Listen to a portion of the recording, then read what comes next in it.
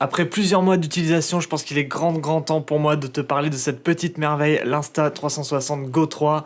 Clairement, c'est un petit bijou, moi je peux plus m'en passer, c'est parti.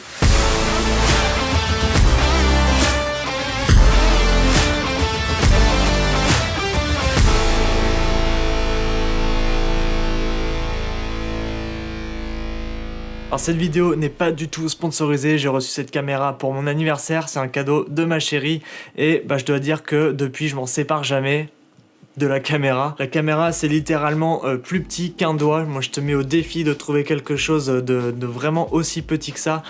Alors au départ je voulais faire une simple présentation de l'Insta360 Go 3, d'ailleurs on va l'appeler la Go 3 pendant tout le reste de cette vidéo parce que Insta360 Go 3 c'est un peu long, donc Go 3. Donc au départ je voulais faire une simple présentation de la Go 3 et puis je me suis dit qu'il fallait mieux la tester à fond avant de te faire un retour, d'avoir quelque chose de réellement constructif à dire.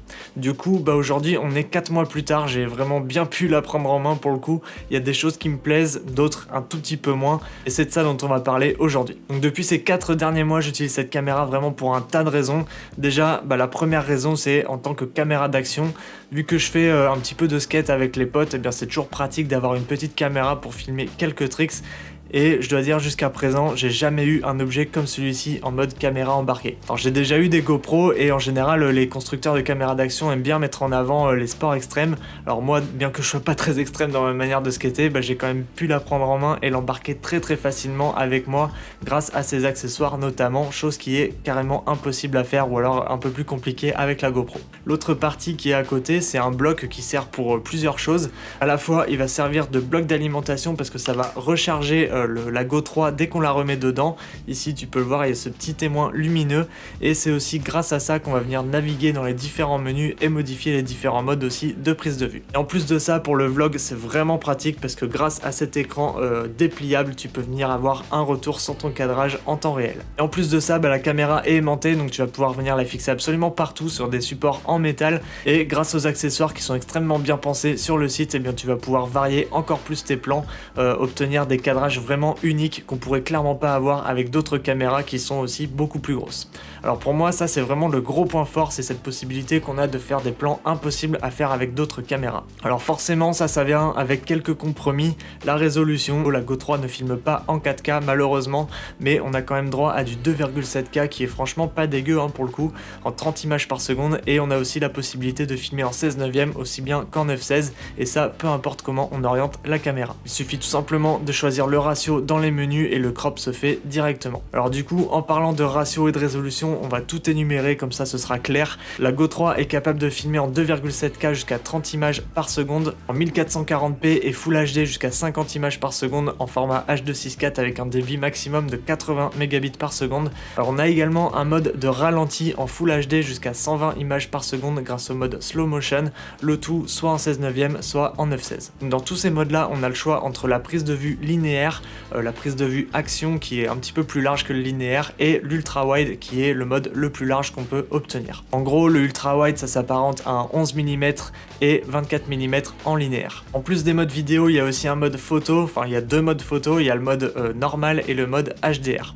Donc je te mets les différentes résolutions disponibles à l'écran. Alors moi j'ai pas fait beaucoup de tests en photo parce que c'est vraiment pas mon utilisation et puis moi je considère que ce genre de caméra n'est pas vraiment fait pour ça, mais sache que c'est possible d'en faire et l'avantage comme en vidéo c'est qu'on va pouvoir capturer des images impossibles à avoir avec d'autres appareils parce qu'on peut la placer absolument partout. Alors on a vu le mode vidéo normal et le mode photo, du coup on va faire le tour des différents autres modes qui sont présents parce qu'il y en a quand même pas mal sur la Go 3. On a le mode vidéo free frame, donc ça c'est un mode de stabilisation qui va cropper un petit peu sur le capteur. Du coup on n'aura pas la 2,7K de disponible, ce mode permet de filmer uniquement en 1440 et en Full HD, mais ça te permet de pouvoir garder l'horizon droit en post-prod si jamais t'en as envie. Ensuite on a un mode time-lapse, donc pour faire des time-lapse, logique. On a le mode time shift pour faire des hyperlapse. On a également le mode slow motion, donc ça je l'ai évoqué tout à l'heure. Ensuite on a un mode de pré-enregistrement qui est dispo avec toutes les résolutions, donc on peut record jusqu'à 30 secondes avant d'avoir déclenché l'enregistrement. On a aussi l'enregistrement en boucle, donc ça c'est un mode qui va te permettre d'enregistrer en permanence une scène mais de garder uniquement les derniers instants. Donc ça c'est un mode par exemple que je pourrais utiliser au skatepark lorsque j'apprends une figure. Je lance ce mode sur la caméra et une fois que j'ai mis ma figure, j'ai uniquement la fin du rush, ce qui m'intéresse, et tous les autres essais inutiles du début, et bien ça c'est balancé à la poubelle. Donc ça c'est quand même assez pratique, ça évite de prendre de la place pour rien et de perdre du temps en dérush.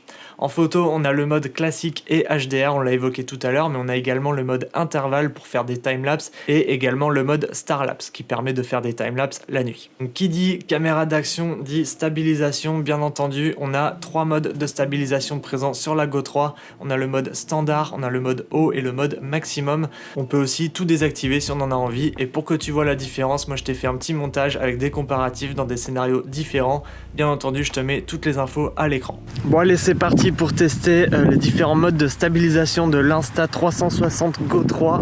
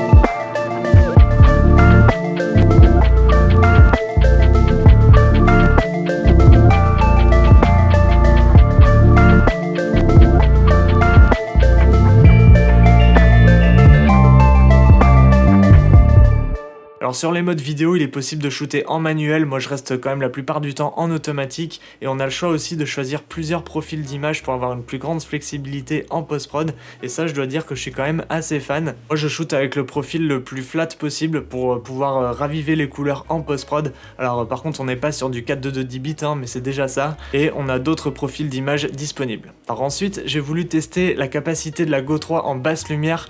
Là on touche clairement un point faible, je dirais même que c'est le point faible de beaucoup de caméras d'action d'ailleurs à cause de leurs petits capteurs. C'est pas tellement fait pour filmer en low light, moi je m'en suis quasiment jamais servi, mais je te mets quand même quelques plans à l'écran pour que tu te rendes compte un petit peu du rendu dans différents scénarios, notamment en basse lumière.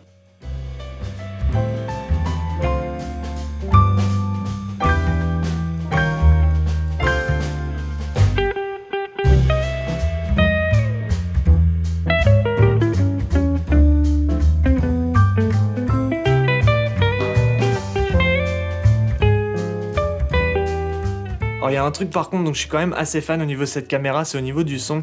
Les micros ils sont quand même assez bons, et c'est vraiment un avantage parce que on n'a pas besoin de brancher de micro externe à la caméra. On a déjà une qualité pas trop mal directement en sortie de boîtier, donc ça permet de pouvoir faire du vlog assez facilement. Alors on a plusieurs modes, on a un mode de réduction du vent, on a l'amélioration directionnelle et le son en stéréo, donc ça va te permettre, comme je l'ai dit, de pouvoir vlogger facilement avec un objet qui est vraiment tout petit. Donc, je te mets quelques tests de son et des petits comparatifs. Ok, donc voici un test audio de l'Insta360, je suis en mise au point dirigée, je suis dans un environnement très calme, je suis dans mon bureau, il n'y a vraiment pas de bruit environnant, il y a des mousses acoustiques un petit peu partout, donc c'est traité aussi au niveau du son. Je vais te faire écouter une différence entre ce mode de prise de son et le mode stéréo. Je suis à présent en mode stéréo, l'exemple précédent était en mise au point dirigée, maintenant je suis en stéréo avec l'Insta360 Go 3, je suis toujours dans mon bureau dans un environnement vraiment très calme, il n'y a aucun bruit environnant. Ça c'est le son en mise au point dirigée, et ça c'est le son en stéréo avec l'Insta360 Go 3. Allez, on va dehors maintenant. Et nous voici maintenant en extérieur. Je vais en profiter pour faire quelques petits tests de son avant qu'il fasse nuit, parce que là il commence à faire nuit. Donc du coup là je suis en mode stéréo si je me trompe pas. C'est bien ça, du coup il y a pas mal de vent aussi, il y a des véhicules qui passent juste à côté. Là je suis dans mon jardin, il y a quand même pas mal de passages sur une route en face de chez moi. Donc là il y a un camion par exemple qui va passer, donc c'est pour te montrer le son de ma voix avec l'Insta360 Go 3, sachant qu'il y a des véhicules qui passent un petit peu autour de moi et je suis en mode stéréo. Et là maintenant je suis en mise au point dirigée, il y a une voiture qui passe juste à côté de moi, à quelques mètres de moi, je sais pas si elle s'entend, mais en tout cas j'ai changé de mode de prise de son, je suis plus en stéréo, je suis en mise au point dirigée, toujours avec l'Insta360 Go 3, et j'ai pas mes mains autour du micro, hein, j'utilise le support magnétique. Donc là voilà, il y a encore d'autres véhicules qui passent autour de moi, je fais encore d'autres tests de son, cette voiture fait quand même pas mal de bruit, donc je sais pas trop comment ma voix va rendre en mise au point dirigée. Enfin voici un test de son avec la réduction du bruit du vent, sachant qu'il y a aussi d'autres véhicules qui passent, hein. C'est une route passante autour de chez moi. Il y a vraiment un tout petit peu de vent aujourd'hui, mais je vais quand même te faire un petit comparatif avec et sans la réduction de bruit. Donc ça c'est avec la réduction du bruit du vent. Et là c'est sans la réduction du bruit du vent. Encore une fois avec la réduction du bruit du vent, sachant qu'il y a un véhicule qui passe juste à côté de moi. Et là on est en mise au point dirigée, il y a toujours des véhicules qui passent autour de moi, mais j'ai désactivé la réduction du bruit du vent, du coup je sais pas si le vent s'entend sur les micros. En tout cas je mettrai ça en texte sur l'écran de la vidéo. Alors oui, je note quand même une belle différence, peu importe le mode de son qu'on utilise. J'ai tendance quand même à préférer la mise au point dirigée comme mode de prise de son. Je trouve que la direction de la voix porte mieux et est plus restreinte.